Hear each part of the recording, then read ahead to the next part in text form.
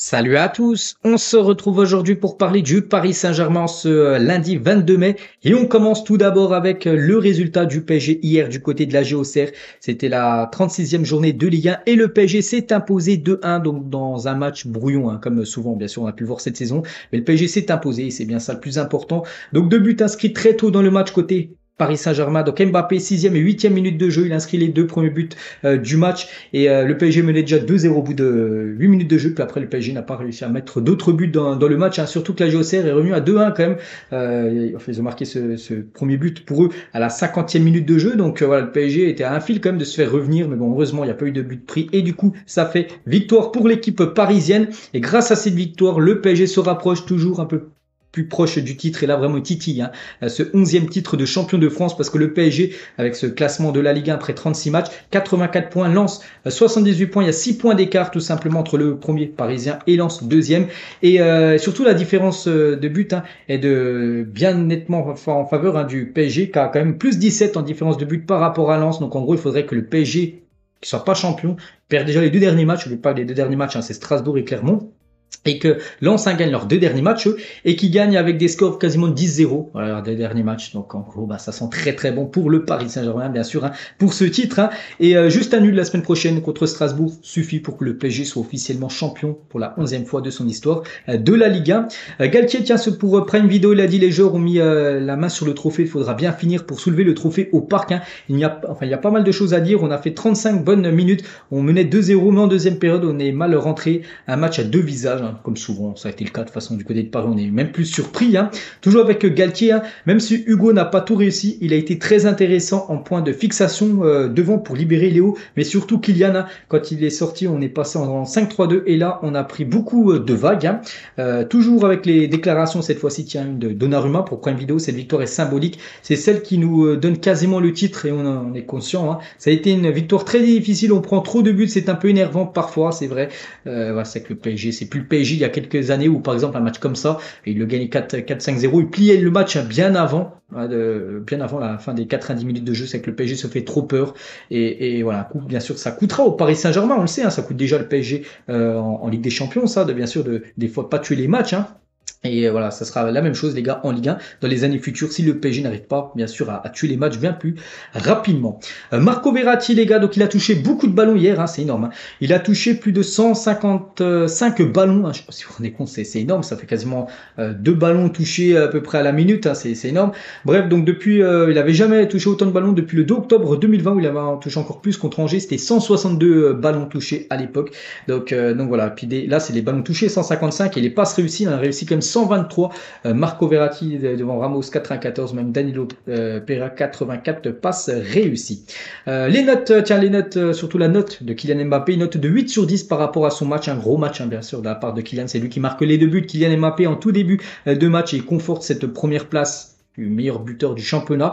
Et le meilleur joueur du championnat se rapproche du 5e titre consécutif de meilleur buteur de la saison en Ligue 1. C'est que sur les 4 dernières années, c'est lui qui a remporté le prix du meilleur buteur de la Ligue 1. Puis là, il est bien parti pour remporter de nouveau ce prix parce qu'il reste plus que 2 matchs en Ligue 1. Mbappé à 28 buts, Lacazette son dauphin à 26 buts, donc en gros voilà, c'est bien parti pour Mbappé. Il faudrait que Lacazette marque pas mal de buts et surtout qu'Mbappé ne marque pas lors des 2 dernières journées pour qu'il ne soit pas titré, on va dire, par rapport au classement des meilleurs buteurs de la Ligue 1.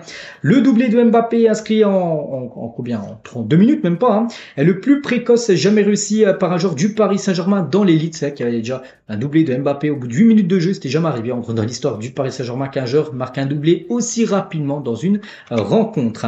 Donc voilà, bien sûr c'est les minutes à 6e et 8e minute de jeu, c'était déjà plié pour Kylian. Et avec son doublé les gars, Kylian Mbappé, donc il a marqué ses 210 et 211 buts du côté du Paris Saint-Germain, légende totale du club, et cette saison il est quand même à plus de 51 buts Kylian Mbappé en 2022-2023, toute compétition confondue, on prend en compte championnat, tout ça, championnat, coupe du monde, bien sûr, tout ça, ça prend en compte 51 buts. Il y a seulement Juste Fontaine en 57-58 qui fait mieux avec 53 buts sur une saison complète. Et Mbappé à 51, il reste encore 2 matchs, donc on espère qu'il puisse battre le recordman Juste Fontaine en fin de saison. Et toujours avec Kylian, il y a un an, jour pour jour.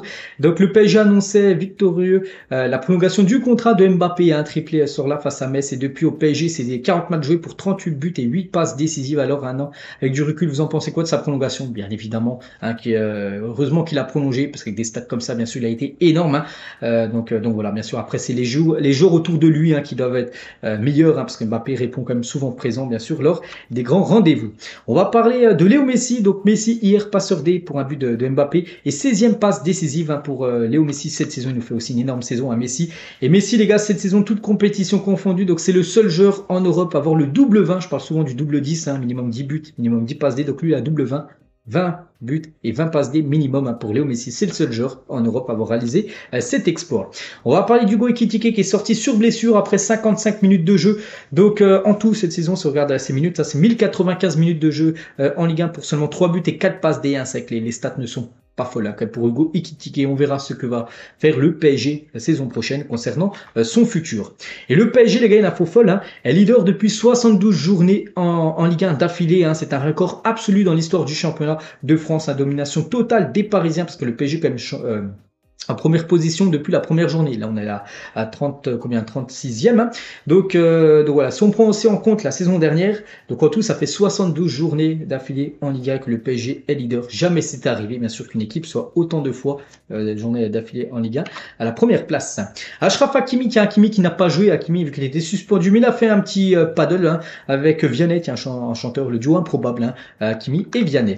On va parler un petit peu des infos, un petit peu info mercato, parce que bien sûr, bientôt, c'est le mercato, et là c'est quelque chose de très important pour le PSG. Et la Juve ne souhaite pas garder Leandro Paredes qui va faire son retour au PSG, hein, mais le club de la capitale voudrait faciliter son départ dans des conditions très favorables, même pour 0 €. Hein, le PSG voilà, veut pas de Paredes.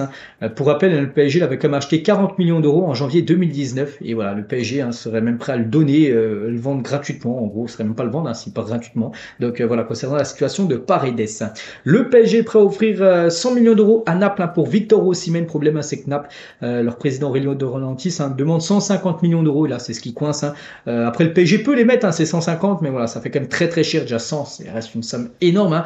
On verra, ça sera quoi le futur, parce que le PSG doit recruter un numéro 9, ça tout le monde le sait. Le PSG a déjà un 9, hein, c'est Icardi, et on sait qu'il est prêté à Galatasaray. Ça passe plutôt bien pour lui. Hein. Il a quand même marqué 12 buts lors de ses 10 derniers matchs avec Galatasaray, Icardi, mais le PSG, je pense, Luis Campos, tout ça ne voudra pas conserver Icardi, hein, il devrait, je pense, être conservé par l'équipe du Galatasaray saison prochaine. Donnarumma, hier, il était interviewé par Téléfoot. On va revenir sur 2-3 déclarations de sa part. Hein. La concurrence me fait du bien. Ça aide tout le monde à rester vigilant. Il doit y avoir de la concurrence. Ça fait partie du jeu.